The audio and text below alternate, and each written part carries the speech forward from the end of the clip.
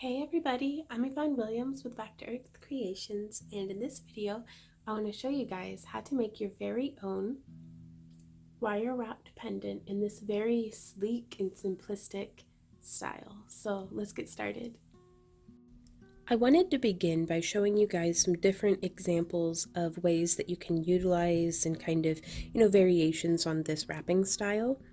This is one here that I used bare copper wire, and I hammered and sanded and like patinaed and stuff, and experimented a little bit with making a little ball there on the end, but just to give the frame a little bit more character.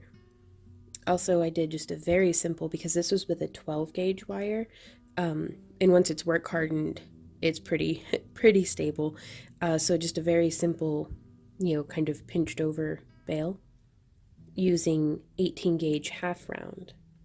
But I thought this was a really nice way of framing this piece. I also have this one here, also done in the bare copper but not oxidized, and this is a great way to show off stones that are pretty on both sides, because you could have just where it reversible, kind of have whichever side you want facing forward. And again, this was done with, this is 16 gauge bare copper wire with 18 gauge half round. I get all of my wire from parawire.com, and there will be links down in the video description to where you can get all the tools and materials that I'm using for yourself. Now this is where it gets really fun though. You can also, this was just a tiger iron like tumbled nugget that I've had, gosh, probably since like middle school. And I just didn't know how to wrap it in a way that wouldn't hide the pretty, sides of the stone. And again, it's reversible, though not as much because of the point on this side. But you can wrap very irregularly shaped stones like this. And using the same squared off bottom, we could wrap something that is regularly shaped, but just kind of, shape the wire to however we want.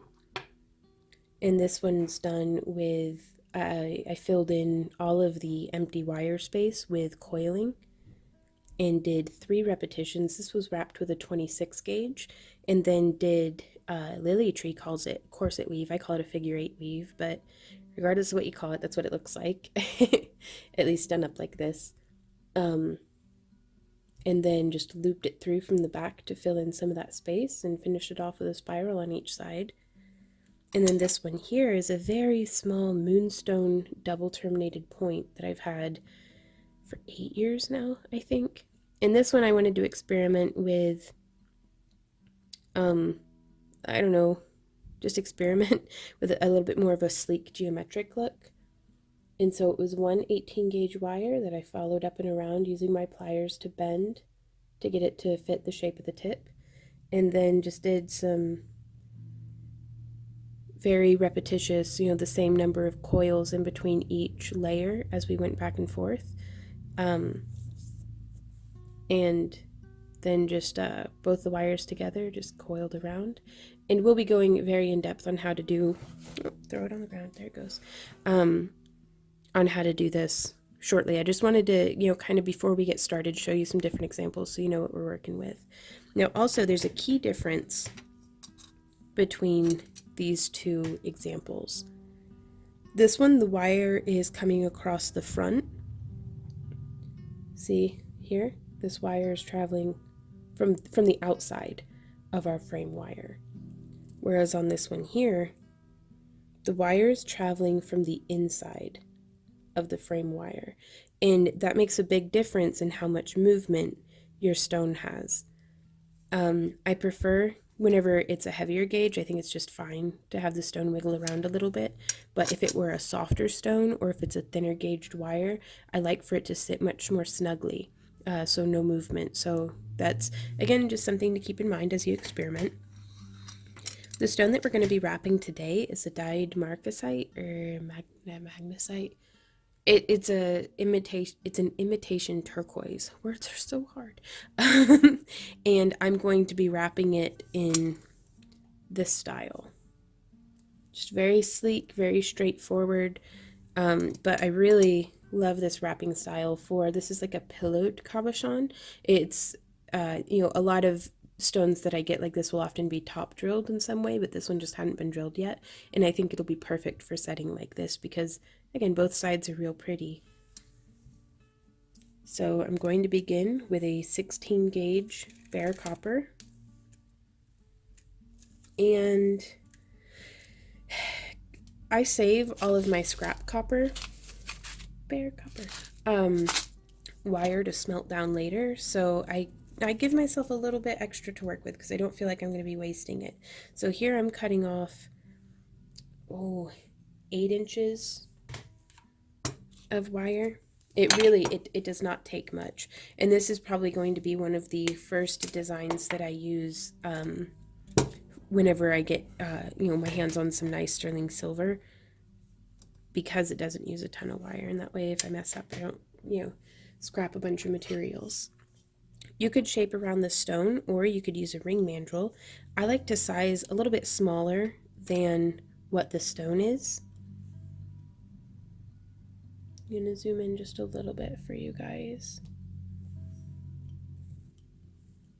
Sorry, I feel like I took a long time, talking about the pieces, but I am not one of those 5-minute craft channels, and I wanted to be thorough. So I size down a little bit, that way I can open up the shape. And so our stone will sit quite nicely there, I think. And you can, it's actually a pretty nice way of offsetting if we had a very irregularly shaped stone to have a very symmetrical and geometric setting to have it in, almost as a nice contrast. Okay. So now, I thought I had some half round floating over here. Nope. Okay. So this is half round. Again, bare copper wire from Parawire. They do have half round and enameled as well, but I think I'm going to be oxidizing this piece in another tutorial about oxidizing. So they wrap it. It can be kind of irregular. Sometimes it's flat side out, sometimes it's rounded side out. But I'm just going to carefully, without twisting, take about 12 inches. And we're going to begin by setting the flat side. You can see with the wire, that's how the round side looks. The flat side has a very different flash on it. If you can't tell with your fingertips which is flat and which is round, just look for that difference. And so right now we don't have a set front or back. Oh, I'm just all kinds of butterfingers today, aren't I? Okay, creaky chair.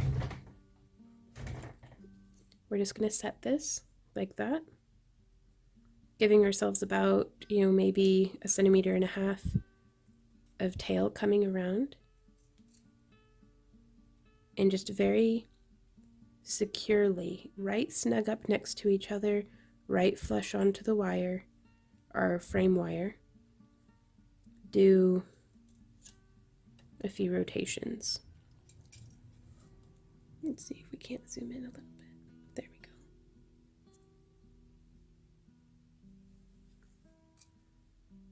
go. And we can use our bent nose pliers to smush that down the rest of the way.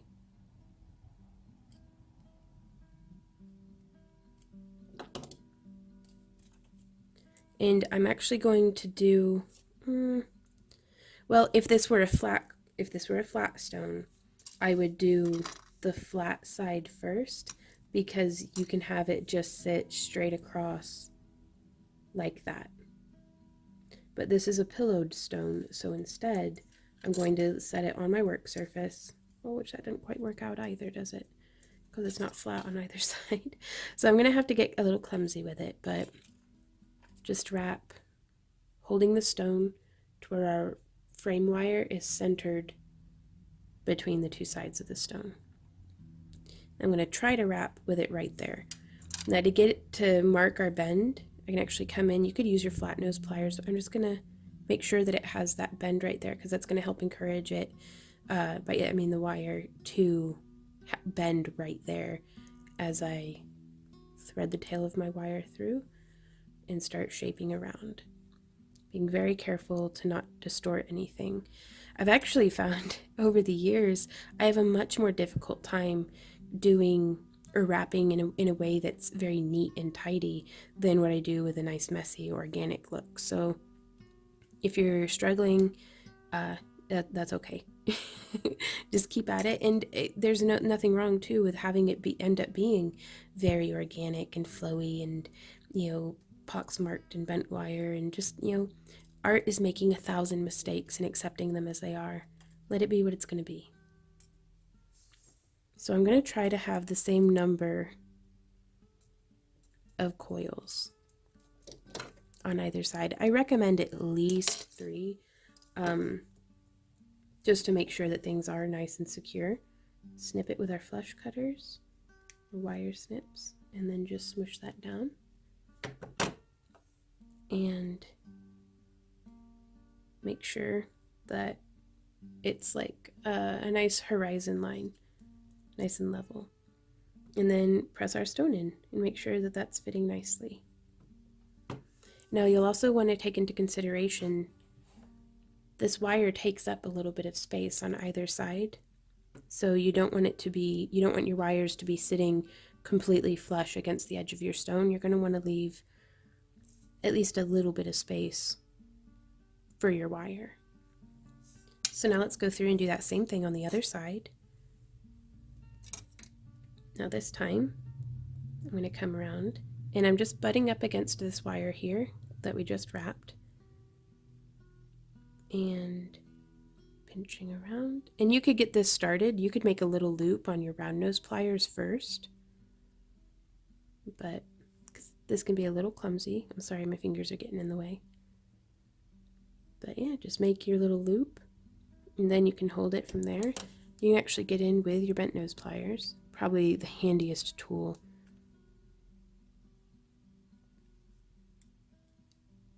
And just wrenching it around. This is another way of going about it. Yeah, and I personally am shooting for the same number of coils on either side, but you do you. And whenever I'm having a piece like this one, where the wire is coiled all the way around, from the beginning here, I made the initial coil, to where it would whoop all the way around and then went across. And let me know down in the comments if you guys want me to do an expansion tutorial on this one, specifically on how to do the more intricate wire weaving version of this piece, because I feel like it could warrant a tutorial all its own. And for those of y'all out there who are more experienced wire wrappers and can kind of figure it out on your own, that's enviable, because I know even now I still benefit from a tutorial that really spells it out for me. Okay, sometimes these wires will get stacked on top of each other, but just be patient with them, be patient with yourself, and use your pliers to knock them into line. The nice thing about this bare copper from Parawire too is, well, from anywhere really, but I really do love the shaped wires, is if your pliers mar it, like if you pinch it too hard and it leaves a plier mark, you can use a file or an emery board and smooth it back out, which that's really nice. Okay, so we're getting everything positioned, and I want this to be quite snug across the surface of our stone, like very in place of where it's going to be. And so then putting that little bend right there, because that's really going to help the wire to, sometimes the wire just does whatever it wants, and if you give it a little bit of direction, it's going to bend where you give it a preemptive bend. And so then I'm just coming around. Again, using you can tell I've been wire wrapping because my fingernails, I mean, I never have like a nice manicure, but they're really looking janky. So I'm just going to wire wrap till my fingernails fall off, and then go back to polymer clay for a bit. Or chainmail. Or leatherworking. Do chainmail till my hands hurt, then go to my leather bench. Do leather till my shoulder hurts, then go to my polymer clay. Okay, And so I'm just wrapping around, and I'm trying to be careful to not cinch this in too much. So before I get too ahead of myself, make sure our stone still fits and slide it back out. Using our flush cutters to really get in there. Snip. And smoosh. And so there is that part.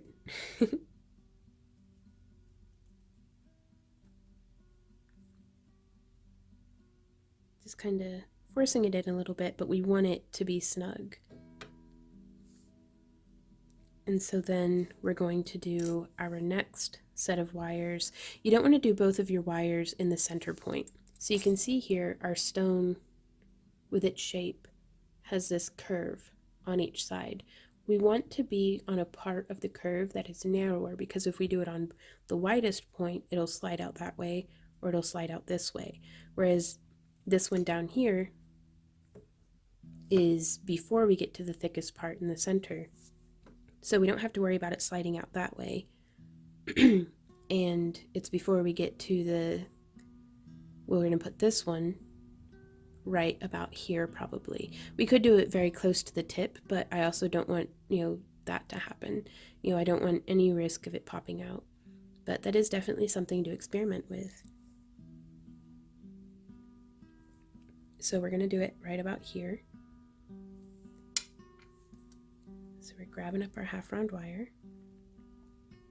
And we can actually do this much closer to the tip. It's coming around.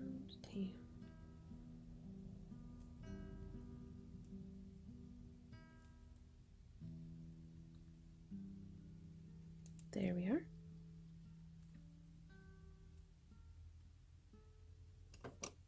And then we can just slide it down to where we want it to go. That's just a personal preference. It's a little easier than having to mess about with moving around that wire.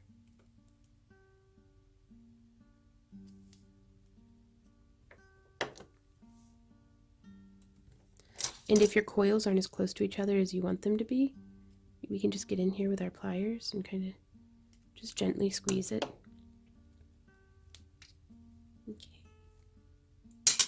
Eep. Oh gosh, super durable. Sorry for the loud noises. Okay, so we put the stone in and we're going to slide that down so that we can see where we want it to be. Now also, I'm going to be curving this in just a little bit.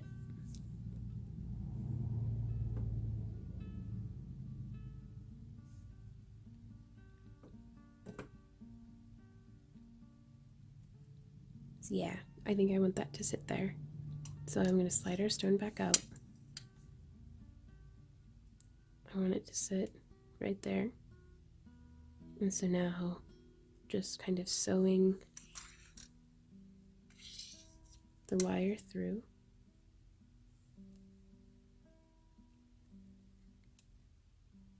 Just like this.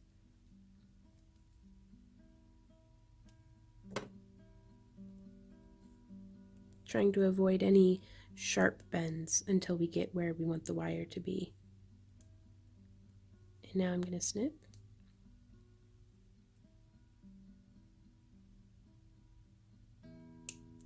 And there really are just an infinite variety of ways that, like, instead of snipping just then, I could have continued across the back, wrapped, go across, wrap, go across. And that's kind of what I did here. To just have it be continuous. But instead of wrapping from the outside, I had to do a few and then go across, almost like the figure 8 weave. Where did I leave off? I'm gonna have to feel. There we are. So we snipped and now we smooshed. And just bring those layers together. Now, again, before we get our stone in there, now is the time to get in there with a file. And I know that files just work in one direction, but I'm in the habit of moving like it's an emery board.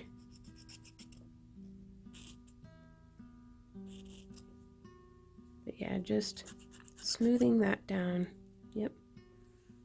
Because the goal is you want to be able to wear this on very sensitive skin or on like a delicately knit sweater and not have it snag anything. Perfectly satiny smooth.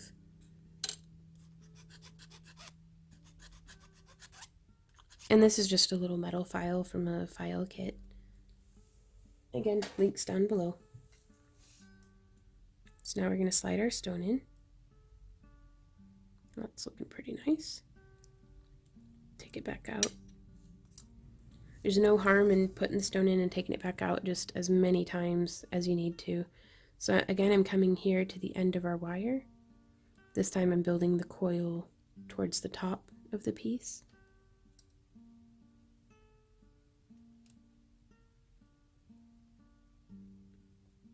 Getting it twisted on.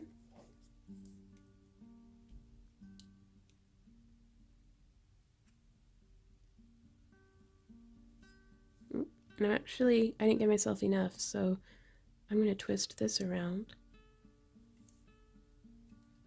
so that we do have the right number of coils. And that's entirely up to you, what's right and what isn't. Eep, slid it too far. Okay, so now it's going to get a little tight, but that's okay, because we're going to start wrapping around, and this time we have to leave the stone in there, because otherwise we won't be able to get it back in. So again, I'm giving it that bend to help encourage it to end up there whenever I finish up wrapping. See how it just settled down quite nicely there. Woo! That's not what's supposed to happen. Okay. So be warned, if you pull, it'll slide. That's okay though.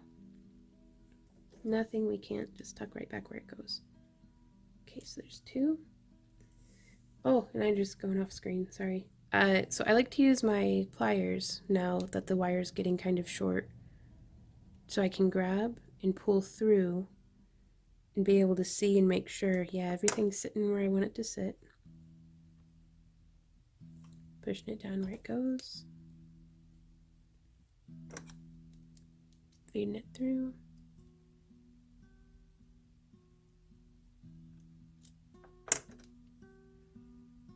Okay. Get in here with our flesh cutters, and this pair is getting a little old, so the tip isn't quite as sharp as it used to be, but we'll make do. Then use our bent nose pliers to smoosh, smoosh, and smoosh.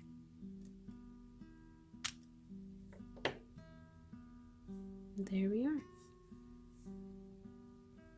Now you could do this quite loosely and then come in with your pliers and do like where you do like a fold bend. Would be a really interesting way to do that. And now for the bail. I didn't cut quite enough half-round wire for myself, so I'm going to put this half-round into my bare wire bin and snip off probably like 3 or 4 inches more. Woo! Little spool farts. You know, and I would only need maybe, 3 or 4 inches at most if we do this style of bail where I just like kind of wrapped around everything all at once. But I want to try a different style of bail, so I'm going to cut myself off another like 12 inches. So let's come here and see. So I like to bend around all the way because I want a bail that's going to look really nice from the front or the back. And we are going to use, what did I do with my flat nose pliers? There they are. Here we have a mandrel and our flat nose pliers. I'm going to come in and at the center line of the stone, and then over like a millimeter or two, I'm going to put a 90-degree bend into our wire. Just like that. I'm going to come in. You can see kind of how I'm lined up.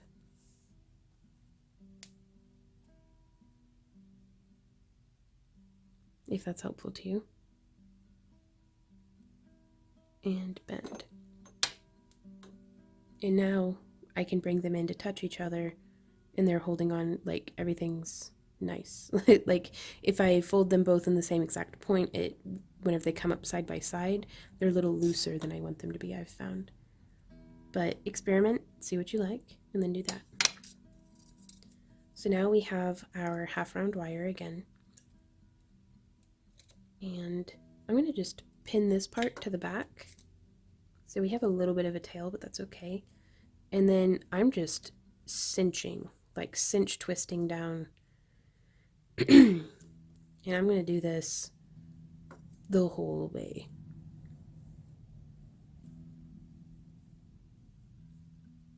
Trying to not get a twist on our core wires. So we can actually come in with our nylon jaw or flat nose, whichever you prefer. I like the nylon jaw because they don't mar up the wire at all. And just flatten things back out. But making sure that I'm not getting any twists in our half round wire or in the core wires.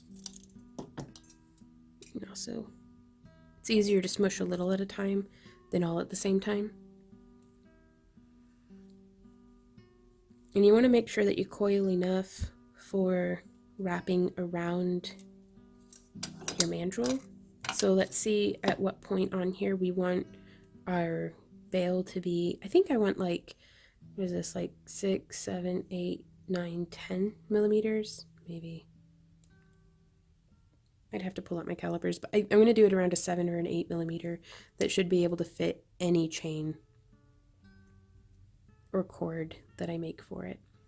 So now I'm just going to get in here and snip. This is just a piece of scrap wire that I've grabbed off of my bench. So now we have that, and I'm just going to straighten this back out with the handy dandy use of my pliers. And we could math it.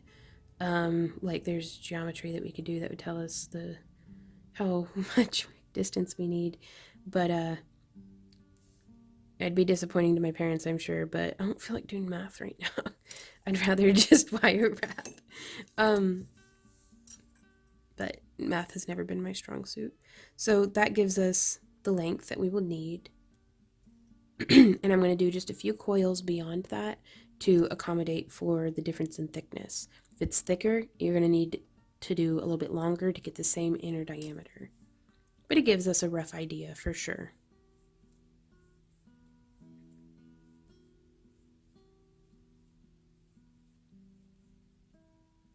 So let's double check.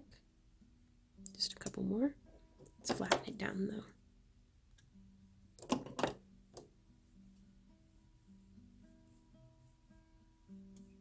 There we are. And I'm debating, do I snip the half round wire now? Because I haven't actually done this kind of bail before. I just wanted to. So I'm going to finish it on the same side that we started it on. I am going to go ahead and snip it. Which, to do that, I just bring it out a little bit and then snip. And then that way we can get in there with our bent nose and put it down nice and flush.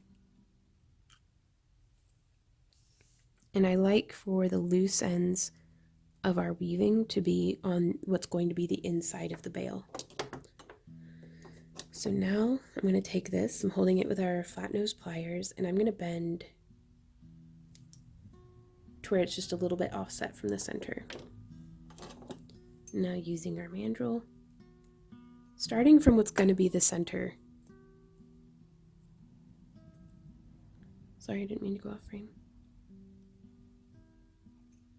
So it's just starting to come around, and I should have done this prior, but there's that little gap right there, and I just love putting the wire through there. Like, that's probably my newest favorite thing with wire wrapping. It's easier said than done though, especially with this heavier gauge, but we can just kind of smush it. So now put this on our ring mandrel, trying to hold it, grab these guys, and just, it's important to have the mandrel in there, that way it holds its shape. We'll just cinch it on through. You can actually see we've disrupted things a little bit. That's okay. We can make this work. Everything will be okay. So that's a little bit more towards the front than I wanted it to be. So again, I'm going to grab it, just bend it back to where it's centered. And we'll split these guys one off to either side. And I'm just folding this around to the front. And I'm folding this around to the front in a way that we want it to be a little bit of a curve. And then I'm actually going to snip right there.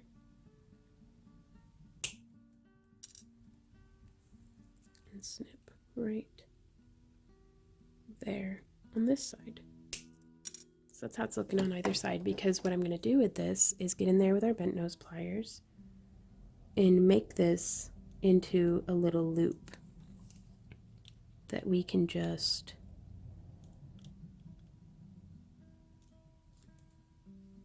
bluntly close.